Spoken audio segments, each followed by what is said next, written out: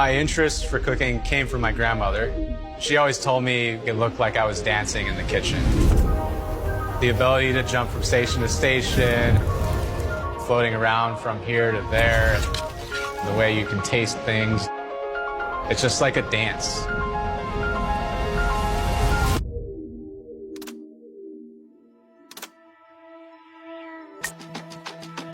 I'm a cook named Matt, and I'm a cooking creator. I make cooking videos for all of my channels. 10, 9, 8. I don't know how to count on my fingers. I know someone that has to try this. Slap that watermelon. I'll be in other cooks' homes or working with different chefs and restaurants and take those experiences and make them my own. Chef step 1, we're cooking salmon. With paper. Oh, look at that. Mine got a beautiful skin. You know, learn the rules, then you break them. That's when you start to play around. I love experimenting with videos, take my camera and come up with something that's different. I could fit it into tight spaces or random nooks and crannies. Queso la mal from my childhood. If I taste something that's familiar, that's gonna spark something. That's comfort right there. Having that special nostalgia. I want something that feeds the soul.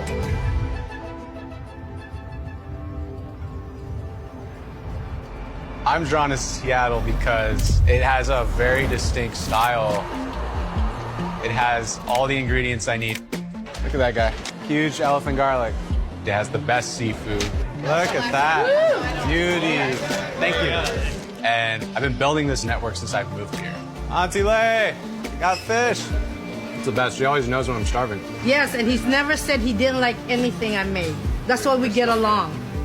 And it's just a really tight-knit community. Thank you. All right. Fishy time.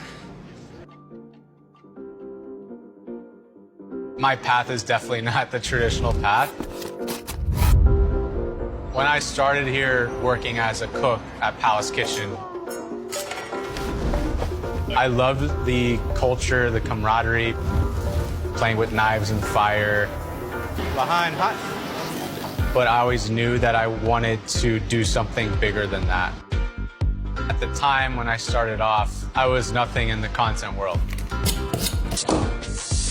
Back then, this wasn't even heard of. YouTube was still brand new. There was no TikTok, there was no Instagram Shorts. Perfect potato gratin. Food Network or the Michelin chefs, that was usually the badge of honor. But now things have changed. A cook named Matt over here. Hi. The cooking world online, that holds a new status. When COVID hit, everybody got laid off because restaurants were immediately obsolete. At that moment, that's when I went all in on a cook named Matt. This storytelling aspect and being connected with my community, that was the purpose that I found. Well, how are you? Party. I'm really stoked that everyone's out here. I want everyone to meet each other, just have fun. I may not have a restaurant on my own, but that's the beauty of it. I'm free roaming and working with different cooking creators, make good tasting food. At the end of the day, we're all in the same boat. We want to help each other out and bring everyone's experiences together. Before I moved to Seattle, my grandma slipped this note in my bag, and it said, "My dear grandson, forge your own path, anything is possible. You set your mind to something and you can achieve it." I'm always going to be learning.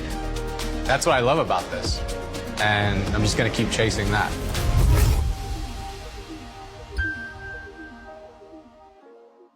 Why are pancakes always better at restaurants? Here's a question that you probably are wondering, and why is it that we use buttermilk for pancakes? The buttermilk, it's kind of acidic, right?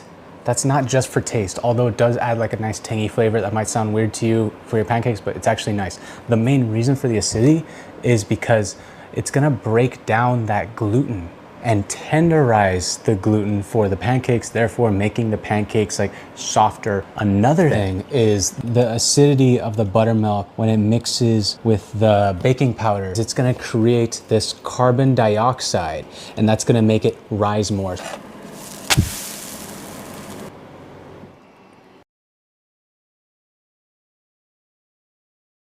Crab cakes are always better at restaurants. Today, I've got over my old chef, Nate. So he's made a ton of crab cakes.